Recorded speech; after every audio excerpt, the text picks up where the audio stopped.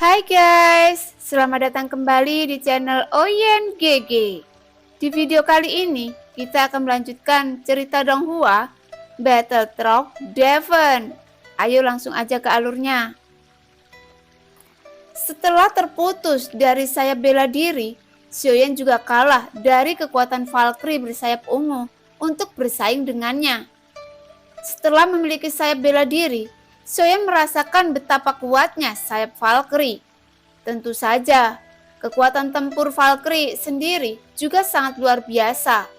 Tetapi hanya setelah memiliki sayap Valkyrie, barulah dia menjadi lebih kuat. Tapi itu benar-benar membuatnya lebih kuat. Tidak, aku harus mendapatkan kembali wajahku. Xiaoyan tersenyum kecut.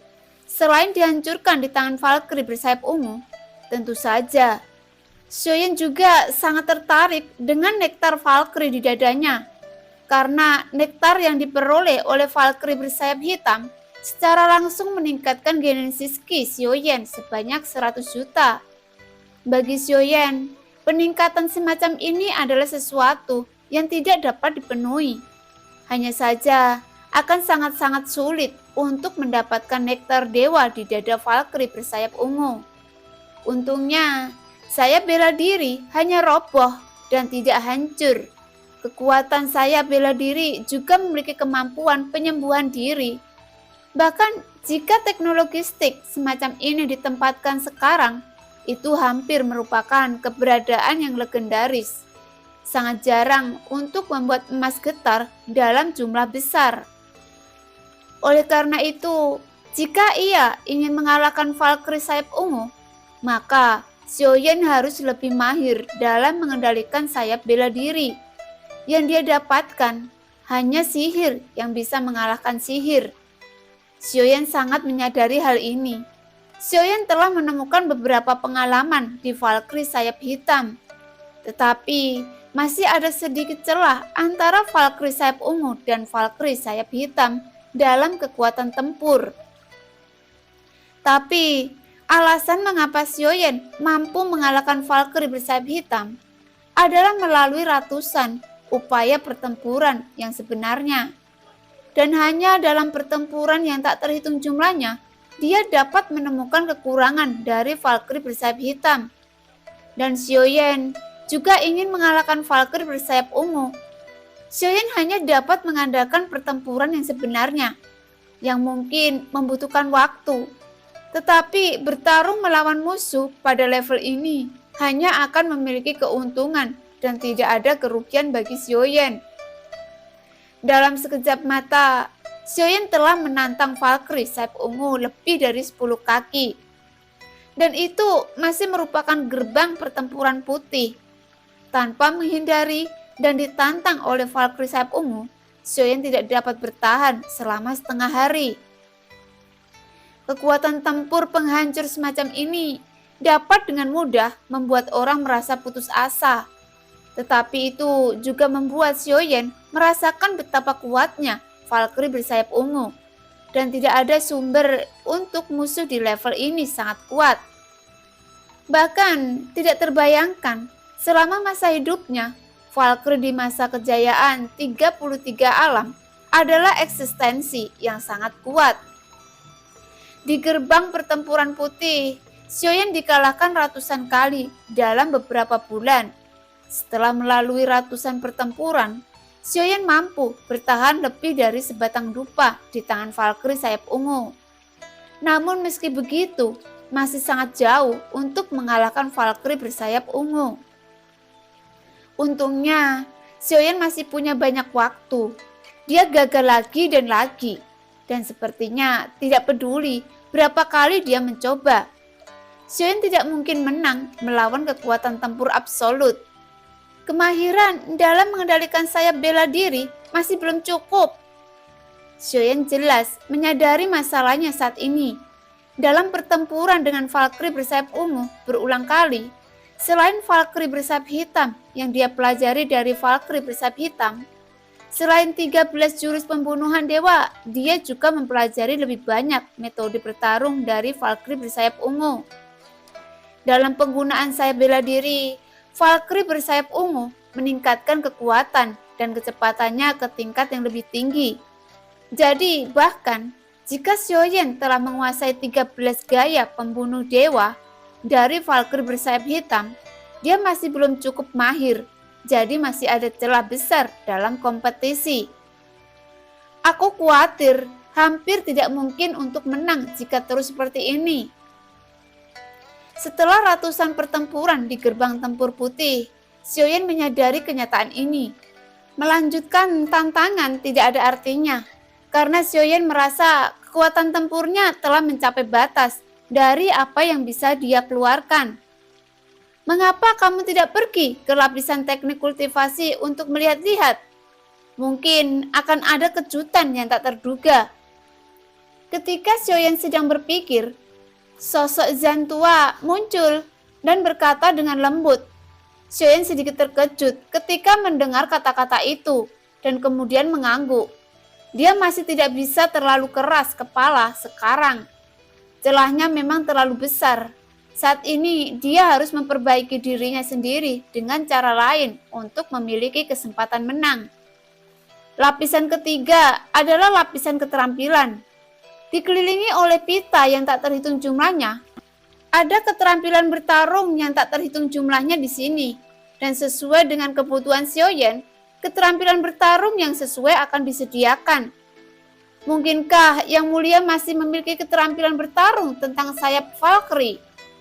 Xiaoyan bergumam pelan sambil melihat sebuah gulungan yang terbang. 33 alam.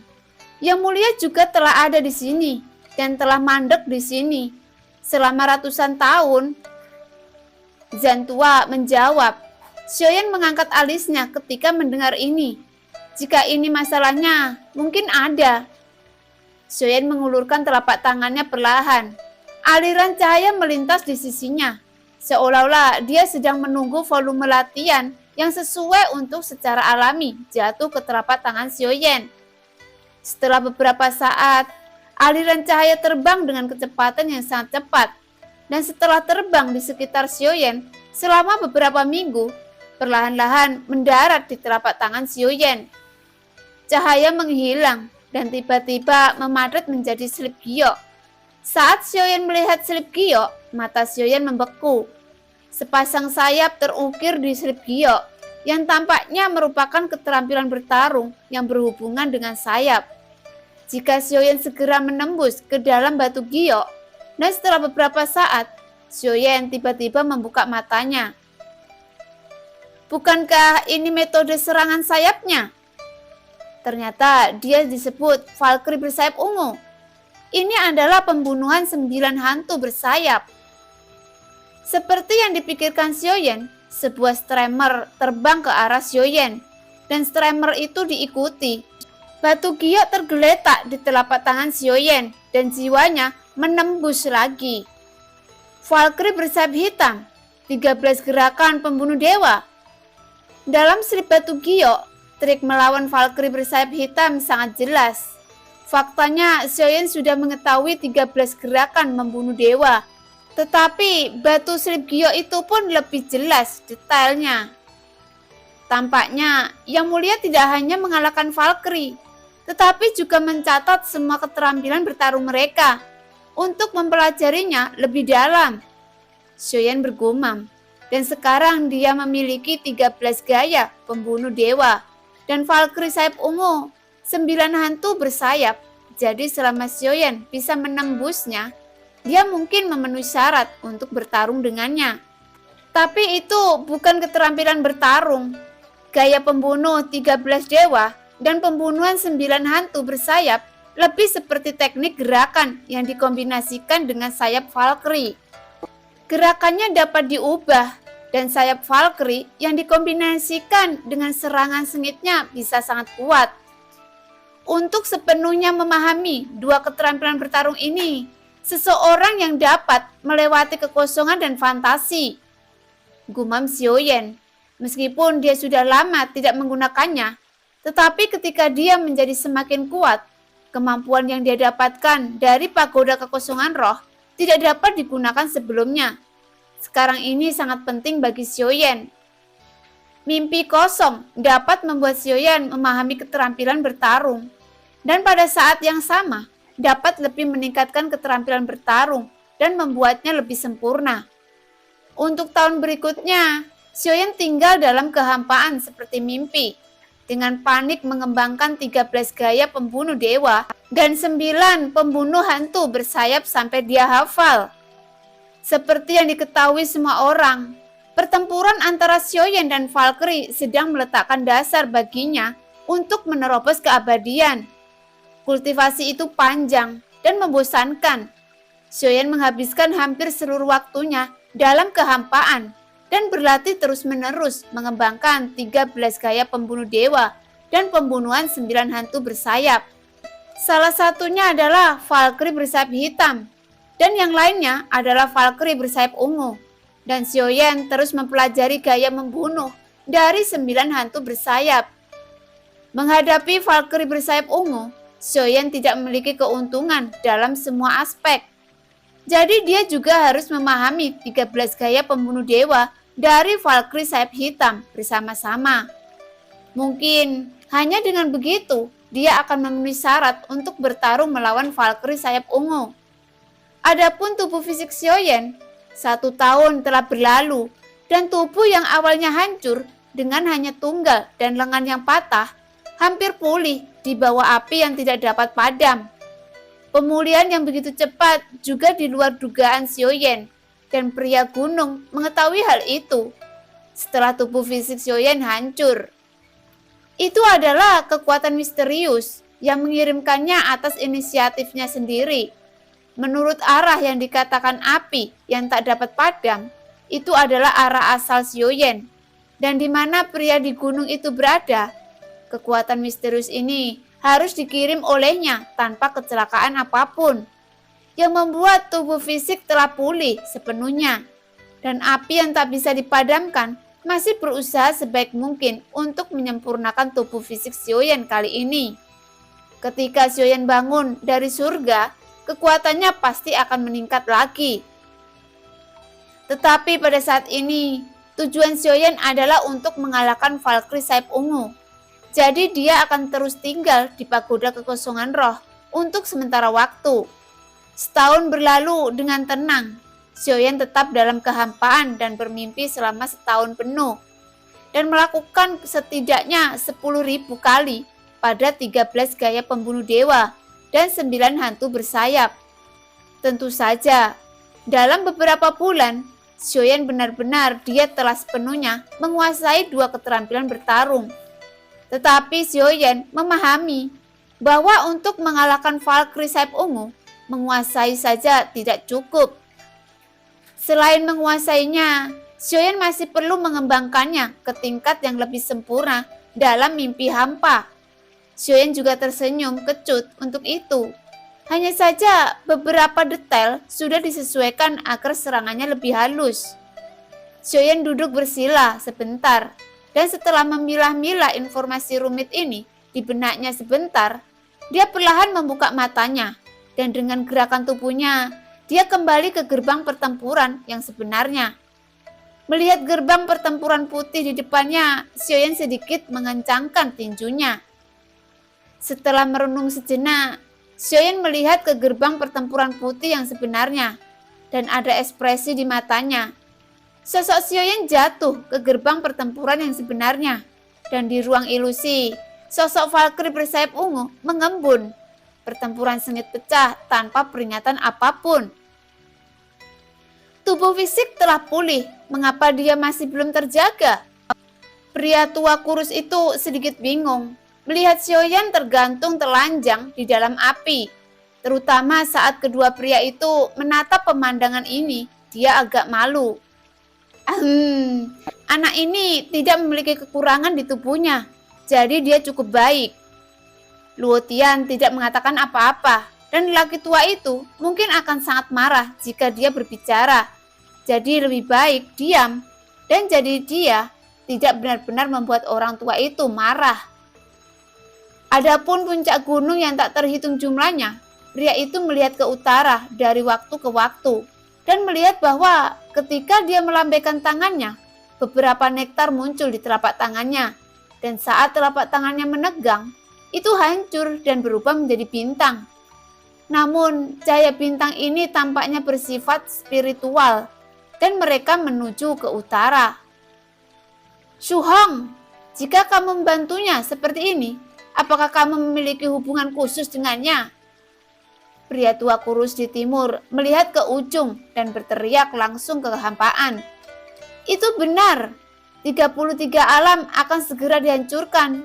Mungkin kamu bisa melekatkan dirimu pada Sensi, yang juga merupakan pilihan yang bagus. Tapi bahkan jika kamu membantunya seperti ini, dia mungkin tidak akan menghargainya. Jangan gunakan cintamu untuk tetap bersikap dingin. Mengapa kamu tidak memanggil Tuan Chow? Dan katakan padaku, dunia mana yang ingin kamu tuju? Tuan Chow dapat mengaturnya untukmu. Pria gunung itu sedikit mengernyit ketika mendengar ini, mengangkat tangannya ke kepala, dan melihat ke timur, seolah-olah mereka berdua bisa melihat melalui kekosongan sama seperti sisi lain. Chowking, kamu harus mati lebih awal, sehingga aku bisa menguburmu dengan tanganku sendiri dan merobek mulutmu. Kata pria gunung itu dengan lembut. Haha, kamu adalah favoritku. Di 33 alam Su-hong, setelah sekian lama, kamu masih sangat menarik. Pria kurus bernama Chowking mengangkat kepalanya dan tertawa setelah mendengar kata-kata itu. Dan pria gunung memiliki ekspresi kusam di wajahnya. Tapi sungguh, apakah kamu benar-benar ingin pergi ke Sensi? Jika kamu benar-benar ingin, panggil saja aku Tuan Chow. Itu hanya masalah kecil. Chowking terus berbicara. Su-hong mengerutkan kening dan mengangkat tangannya. Itu adalah untuk langsung memblokir suaranya. Aku tidak tahu sudah berapa tahun aku hidup. Tapi kamu masih banyak bicara omong kosong. Itu benar-benar menjengkelkan. Gumam Su-hong melihat ke satu ujung, di mana ada gunung setengah jadi yang sepertinya disiapkan khusus oleh Su-hong untuk Chowking. Pada saat ini, suara Chowking kembali terdengar dari telinga Su-hong. Rupanya Chowking melanggar larangan pemblokiran suaranya. Su-hong, kamu terlalu baik padaku. Kuburan telah digali untukku sebelum saya mati. Menurut peramal, aku bisa hidup puluhan ribu tahun. Tapi aku harus membiarkanmu menunggu. Suara Chowking datang. Saat dia datang, urat di dahi Su-hong berkedut.